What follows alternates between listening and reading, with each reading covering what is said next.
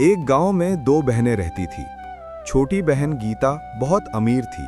उसके घर में किसी भी चीज की कोई कमी नहीं थी। बड़ी बहन माया अपने पति और बेटे के साथ छोटे से मिट्टी के झोपड़ी में रहती थी। गीता को बेटा हुआ था तो उसने पूरे गांव को बुलाया था।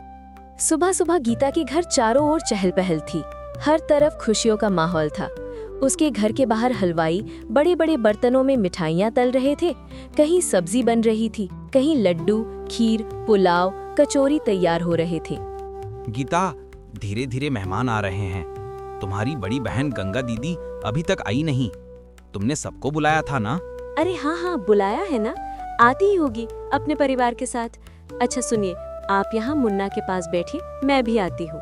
इतना कहकर गीता कमरे के बाहर चली गई। भला मैं माया को क्यों बुलाऊं? मेरी अमीर सहेलियों को पता चल गया कि मेरी बहन इतनी गरीब है। उसकी हालत देख तो मेरी नाक कट जाएगी। सुबह सुबह गांव की औरतें सजी धजी गीता के घर जा रही थी। सड़क के किनारे से गुजरते हुए वो औरतें माया की झोपड़ी के पास पहुंची। माया उस वक्त अपनी झोपड़ी के बाहर झाड़ू लगा रही थी। अरे माया बहन, तुम अब तक यहीं हो? अपनी बहन के घर नहीं गई?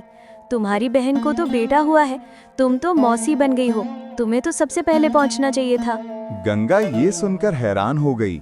इस बारे में कुछ पता नहीं था, पर वो औरतों के सामने ऐसा दिखाने लगी जैसे उसे पहले से सब पता है। अरे हाँ बहन, मैं बस घर का काम खत्म कर रही हूँ, थोड़ी देर में मैं भी आती हूँ। अच्छा, जल्दी कर लेना। सुना है गीता ने पूरे गांव को बुलाया है और बहुत बड़े बड़े स्वादिष्ट भोजन बनाने वाले हलवाई बुलाए गए हैं। हाँ बहन, ये तो बहुत खुशी की बात है। तुम लोग चलो, मैं भी आती हूँ। औरतों के वहां से जाते ही गंगा का चेहरा उतर गया। ये तो बहुत खुशी की बात है, पर मुझे तो इस बारे में कुछ पता ही नहीं था। मेरी छोटी बहन ने मुझे बताया तक नहीं। शायद वो बेचारी कामकाज के चक्कर में भूल गई होगी, वरना ऐसा हो नहीं सकता है कि वो मुझे ना बुलाए। अरे सुनते हो जी, मेरी छोटी बहन गीता को बेटा हुआ है। औरतें बता रही थी सब वहीं जा रही हैं। मैं भी जाऊंगी, मैं तो मौसी बन गई। आज मैं बहुत खुश हूँ। अरे ये तो बहुत खुशी की बात है गंगा, पर गीता ने तुम्हें बुलाया नहीं है ना? बिना बुलाए वहाँ जाना सही नहीं होगा। तुम वहाँ मत जाना, लोग क्या कहेंगे? अरे वो बेचारी कामकाज में भूल गई होगी। इतनी बड़ी खुशी की बात है, इन सब में किसे सब याद रहता है। माँ चलो ना, मैं भी जाऊंगा। मैं तो अब बड़ा भाई बन गया, मुझे भी अपने छोटे भाई को देखना है। सुनिए जी, आप चिंता मत करिए, हम दोनों आज जा रहे हैं गीता के घर। देखना, वो हमें देखकर बहुत खुश होगी। ठीक है, पर ज्यादा देर मत लगाना, मुझे खेत जाना है। मैं अब चलता हूँ। इतना कहकर गंगा का पति रमेश खेत जाने के लिए निकल गया, पर उसे गंगा का बिना बुलाए गीता के घर जाना ठीक नहीं लगा। इधर गंगा सोच में पड़ जाती है कि अपनी बहन के घर क्या तोहफा लेकर जाएं। बहुत सोचने के बाद उसे कुछ याद आया। अभी तो हमारे पास देने के लिए ज्यादा कुछ नहीं है, पर मैंने अपने हाथों से एक स्वेटर बुना था। सोचा था जब गीता को बच्चा होगा तो उसे दूंगी। आज वही दिन आ गया। चलो बेटा, यही लेकर चलते हैं। हाँ माँ, ये तो बहुत प्यारा तोहफा है। मौसी को बहुत अच्छा लगेगा। गंगा अपने बेटे को लेकर धीरे धीरे गीता के घर की ओर चल पड़ती है। गंगा दिल की साफ और भोली भाली थी। उसे क्या पता था आज बिना बुलाए उसकी बहन के घर जाने से उसके साथ क्या होगा। उधर गीता अपने पति और छोटे बच्चे के साथ सज धज कर पूजा में बैठी थी। घर में बहुत भीड़ थी। गांव के बड़े बड़े लोग, रिश्तेदार और औरतें सब वहीं बैठे थे और पंडित जी मंत्र पढ़ रहे थे। थोड़ी देर बाद गंगा अपने बेटे का हाथ पकड़कर वहां पहुंची। उसने दरवाजे से ही अंदर झांका। गंगा हिम्मत करके बैठक तक पहुंची और वहीं पर ही रुककर मन ही मन सोचने लगी, इतने सारे मेहमान आए हैं, सब महंगे तोहफे लाए हैं और मेरे पास तो बस अपने हाथों से बुना हुआ स्वेटर है। माँ चलो ना, अंदर चलो। देखो ना, मौसी छोटे भाई को लेकर बैठी है। थोड़ा रुक जा बेटा, मुझे कुछ ठीक नहीं लग रहा है।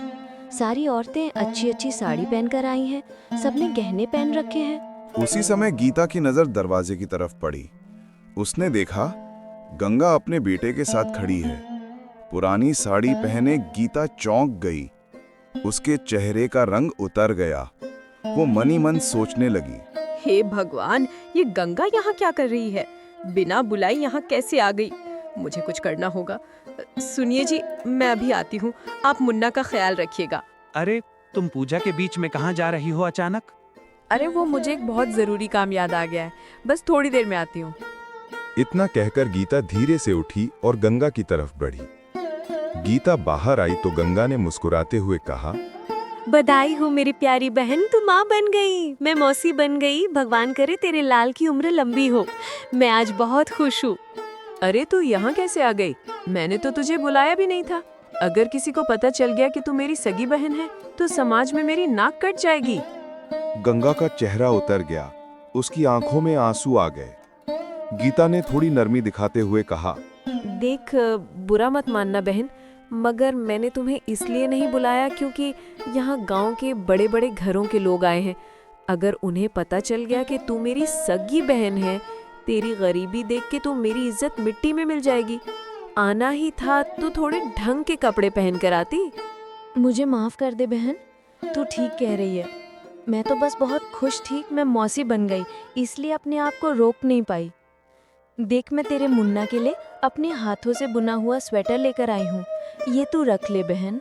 अरे मेरे बच्चे के पास तो पहले से ही बहुत महंगे कपड़े हैं, क्या जरूरत थी ये ऊन का स्वेटर लाने की? जरा एक बार देख तो लो कितने सुंदर और महंगे तोहफे लेकर आए हैं। अरे बाप रे, और मेहमान आ रहे हैं। उन्होंने तुझे देख लिया तो क्या होगा? तू चल उस कमरे में चल जल्दी। गीता गंगा और उसके बेटे को कमरे में लेकर गई। आप सुनो, तुम दोनों यहाँ से बाहर मत निकलना। किसी को भी मत बताना कि तुम मेरी बहन हो, समझी ना? जैसे ही सब लोग खाना खाने बैठेंगे, तुम दोनों पीछे से दरवाजे से चुपचाप निकल जाना। इतना कहकर गीता वापस पूजा में जाकर बैठ गई। इधर गंगा जमीन पर बैठकर बहुत रोने लगी। बेटा, तेरे पिताजी सही कह रहे थे, मुझे यहाँ बिना बुलाए नहीं आना चाहिए था। हे भगवान, मुझसे आज बहुत बड़ी भूल हो गई। माँ, तुम मत रो। मौसी ने हमारे साथ ऐसा क्यों किया? अब क्या वो हमें मेरे छोटे भाई से मिलने भी नहीं देगी? गंगा के पास उसके बेटे रोहन के सवालों का कोई जवाब नहीं था। थोड़ी देर बाद पूजा खत्म हुई। गांव के सारे लोग बैठकर खाना खा रहे थे। चारों ओर तरह तरह के मिठाई, पकवान और स्वादिष्ट व्यंजन की खुशबू फैल रही थी। उसी वक्त गंगा का मासूम बेटा रोहन धीरे से उठा और गंगा से बिना कुछ कहे बाहर निकल गया। कुछ देर बाद दो औरतें खाना खाकर गीता के कमरे की ओर बढ़ीं। वहां गंगा बैठी हुई थी। उसे वहां देखकर औरतें कमरे के अंदर चली गईं। अरे, तुम कौन हो और यहाँ गीता के कमरे में क्यों बैठी हो? हमने पहले तो तुम्हें कहीं देखा नहीं। अरे हाँ, तुम अकेले यहाँ इस कमरे में क्यों बैठी थी? कौन हो तुम? क्या कर रही हो यहाँ? दोनों औरतें सवाल पूछने लगी। गंगा घबरा गई। वो मैं गीता की बहन नहीं। वो मैं क्या तुम गीता की बहन हो? क्या बोल रही हो? तुम्हारी हालत देखकर तो लगता नहीं है तुम गीता की बहन होगी। औरतें जोर जोर से गंगा पर हंसने लगी। उनकी आवाज सुनकर गीता भागी भागी आई। अरे गीता, हम ये क्या सुन रहे हैं? ये औरत तेरी बहन है। तुमने बताया नहीं कि तुम्हारी बहन भी यहाँ आई है, और ये यहाँ कमरे में क्यों बैठी है? एक भी बार बाहर तक नहीं आई। अरे, किसने कहा? ये मेरी बहन है। ये तो मेरे घर में काम करने आती है। अभी कुछ ही दिन हुए हैं इसे काम पर रखे, और जरा देखो तो एक बार, इसे बहन क्या बुला लिया मैंने? ये तो सच में खुद को मेरी बहन बताने लगी। गीता की बात सुनकर गंगा की आंखों में आंसू आ गए। अच्छा, तो ये बात है। ये काम वाली होके तुम्हें अपनी बहन बता रही थी। हिम्मत तो देखो इसकी। चलो गीता, हम चलते हैं। आज तुम्हारे घर आकर बहुत अच्छा लगा। अब हम चलते हैं। तेरी हिम्मत कैसे हुई उनके सामने मुंह खोलने की? तूने क्यों बताया कि तू मेरी बहन है? मैंने तुझे पहले ही मना किया था ना, फिर तूने क्यों बताया? मुझे पता है तूने जानबूझकर ऐसा किया ना, ताकि मेरी नाक कट जाए और लोग मुझ पर हंसे। तू मेरी बहन नहीं, दुश्मन है, दुश्मन। गीता, मुझे माफ कर दे। वो औरतें अचानक से आकर मुझसे सवाल पूछने लगी। मैं घबरा गई। मेरे मुंह से गलती से निकल गया कि मैं तेरी बहन। मैंने जानबूझकर कुछ नहीं किया। मुझे माफ कर दे बहन। झूठ बोल रही है तू। तूने सब जानबूझकर ही किया है। मेरे बच्चे के लिए आज कितना खास दिन था, तूने सब बर्बाद कर दिया। एक तो यहाँ बिना बुलाए आ गई और मेरी सहेलियों के सामने मेरी बेइज्जती कर रही थी। अब यहाँ से चली जा और फिर कभी अपनी शक्ल मत दिखाना। गीता के इस व्यवहार से गंगा का दिल आज पूरी तरह टूट गया। थोड़ी देर बाद गीता के घर कोई आया। अब कौन आया है इस वक्त? एक पल का भी चैन नहीं है। गीता दरवाजा खोलने गई तो देखा एक बूढ़ा आदमी बाहर खड़ा था। फटे पुराने मैले कपड़ों में, चेहरे पर थकान और पसीना था। क्या है? कौन हो तुम? दरवाजा क्यों पीट रहे हो? बेटी, मुझे बहुत प्यास लगी है। क्या तुम मुझे थोड़ा पानी दे सकती हो? मैं बहुत दूर गांव से आया हूँ। अरे जाओ जाओ, निकलो यहाँ से। हर वक्त कोई ना कोई भीख मांगने चला आता है। कहीं और जाओ, मेरे घर के दरवाजे पर मत खड़े रहो। बूढ़ा कुछ नहीं बोला, धीमे कदमों से वहां से चला गया। आज गीता के घर पूरा गांव खा पी कर गया था। ढेरों पकवान बचे थे, पर गीता ने एक बूढ़े भूखे प्यासे इंसान को एक घूंट पानी तक न दिया। वो नहीं जानती थी कि उसी क्षण उसकी किस्मत ने करवट बदल ली थी। वो बूढ़ा आदमी पानी की तलाश में चलते चलते कुछ दूर गया तो सामने से गंगा अपने बेटे के साथ जा रही थी। दोनों की आंखें आंसुओं से भरी थी, चेहरों पर उदासी थी। बूढ़ा धीमे स्वर में बोला, हाँ बाबा, जरूर। मेरा घर यहाँ से थोड़ी ही दूर है, लेकिन आपको ज्यादा प्यास लग रही है तो पास में एक नदी है, मैं वहाँ से पानी लेकर आती हूँ। तो ये थैला पकड़ और घर जा, मैं बाबा को पानी पिला कर आती हूँ। बाबा आप चलिए, यहाँ इस पेड़ के नीचे छांव में बैठ जाइए, मैं अभी पानी लेकर आती हूँ। इतना कहकर गंगा पास की नदी से पानी लेने चल गई। थोड़ी देर में गंगा पानी लेकर उस बूढ़े व्यक्ति के पास पहुंची। लीजिए बाबा, पानी पी लीजिए। बूढ़े ने कांपते हाथों से धीरे धीरे पानी पिया और बोला, बेटी, आज तुमने सिर्फ मुझे पानी नहीं पिलाया, तुमने मेरी जान बचा ली। भगवान तुम्हें हमेशा सुखी रखे। ये तो मेरा फर्ज था बाबा। बाबा आप कहाँ से आए हैं? आपका घर कहाँ है? आप बहुत कमजोर लग रहे हैं। आइए मेरे घर चलिए, थोड़ा आराम कर लीजिए, मैं आपके लिए कुछ खाने को बना दूंगी। बेटी, मैं बहुत दूर के गांव से आया हूँ। तुमने मुझे पानी पिलाया, बस यही मेरे लिए बहुत बड़ा उपकार है।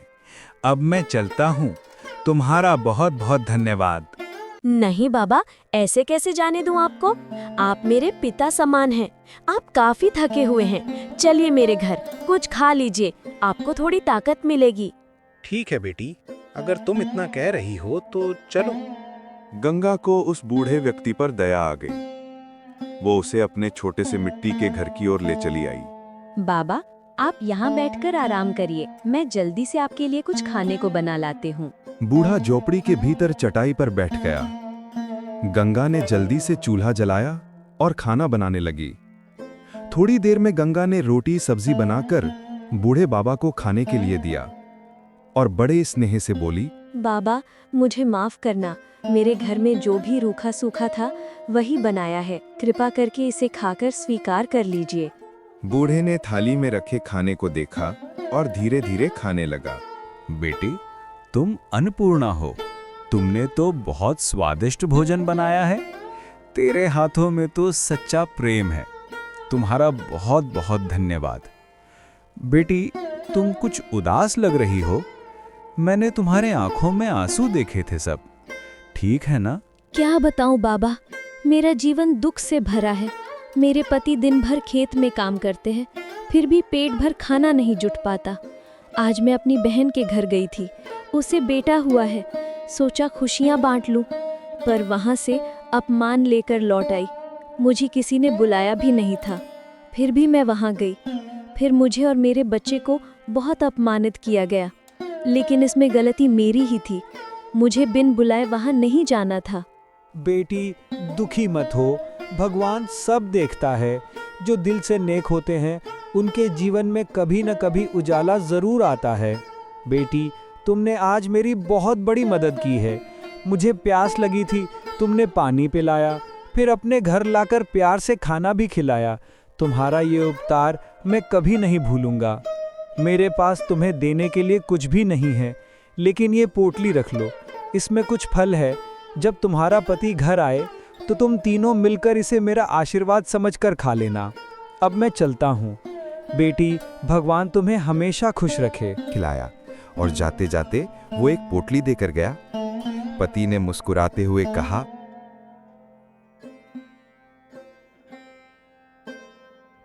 तुमने बहुत अच्छा काम किया गंगा। यही तो असली पुण्य होता है। बाबा ने कहा था कि जब आप आओगे तो हम तीनों मिलकर ये फल खाएं। तो चलिए इसे खाते हैं। वो तीनों जमीन पर बिछे पुराने कपड़े पर बैठ गए। गंगा ने पोटली खोली, अंदर चमकते हुए फल रखे थे। वो तीनों बड़े आदर और खुशी से एक एक फल खाने लगे।